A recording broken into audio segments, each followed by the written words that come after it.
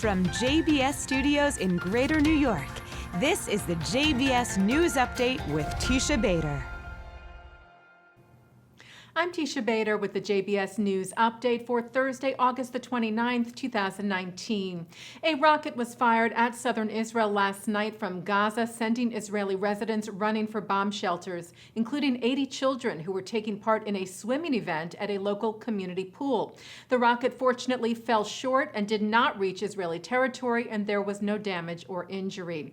The IDF struck a Hamas terror position in Gaza in response.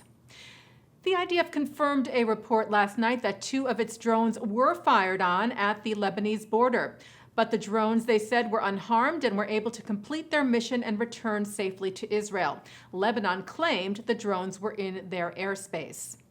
And the IDF today published the identities of 3 senior Iranian commanders running Hezbollah's precision-guided missiles project for the Iranian-backed Lebanese terror group from inside Lebanon in order to attack Israel.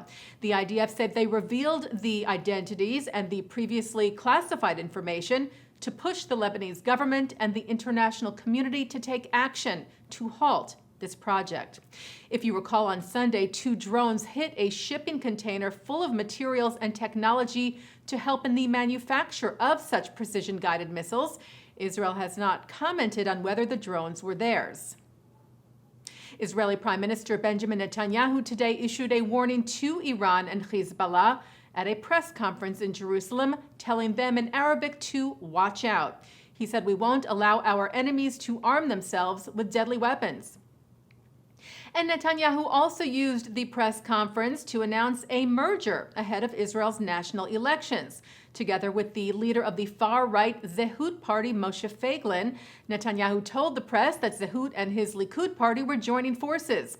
The prime minister has been meeting with Feiglin this week with speculation that he wanted Zehut out of the race in order to prevent votes from being lost to Likud, and that he would promise Feiglin a minister post if he wins in return. And in fact, Netanyahu told the press that he and Feiglin are embarking on a new journey together, and told Feiglin, "I see you as a minister and partner in my next government." The prime minister also said he supported the legalization of medical marijuana, which is an issue that Zehut was promoting. Palestinian Authority President Mahmoud Abbas met with German Chancellor Angela Merkel in Berlin today and issued a condemnation of violence, which Israeli media reported may have been referring to the terror attack last Friday that left 17-year-old Rina Schnurb dead. Abbas told the press, "We condemn the use of violence against civilians, and we respect the Semitic religions, Judaism, Christianity, and Islam," without specific mention of the attack.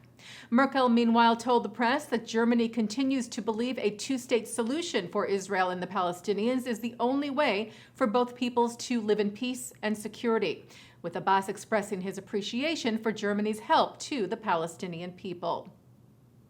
The chairman of the IJO, the Israel Judo Association, said that the Iranian judoka who took part in the World Championship in Tokyo this week lost his matches on purpose, so as to avoid facing Israeli judoka Sagi Muki, who later won the gold after beating Belgian competitor Matthias Kasse. Saeed Moulai faced Kasse earlier and lost. IJO head Moshe Fanti told Army Radio that an hour before the semifinals yesterday, the Israeli team heard that Moulai, who wanted to continue the contest, even if it meant facing the Israeli, was warned against that by Iranian intelligence officials who went to his home in Iran and to the arena in Tokyo. Israeli judo commentator Miri Nevo said it was clear that Moulai carried out what she called a calibrated defeat to ensure that he would not have to face Muki. Muki called Moulai an excellent sportsman, and Fanti said it was not fair to judge an athlete in such a situation. Well, Nauru has issued its formal recognition of Jerusalem as Israel's capital.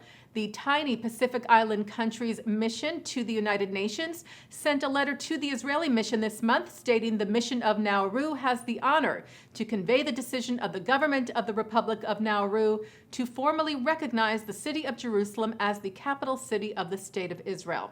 Israel's Foreign Minister Israel Katz tweeted his appreciation, writing, "We will continue to strengthen Jerusalem and to bring about the recognition and opening of diplomatic missions and embassies in our capital."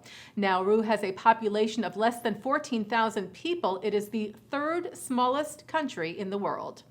Taking a look now at our programming for tonight on JBS for Thursday, August the 29th at 7 o'clock. It's Talmud study at 8. Former Jerusalem bureau chief of the New York Times, Jody Rudorin, talks about covering the Arab-Israeli conflict. At 9, Mark Golub sits down with Brooke Goldstein on L'chaim. At 10, it's the Jake Ehrenreich Show. And coming up right after this newscast, executive producer of CBS's Blue Bloods, Leonard Goldberg, talks about the Jewish foundation and ethical themes of the show. And that's the JBS News Update for Thursday, August the 29th, 2019. I'm Teisha Bader.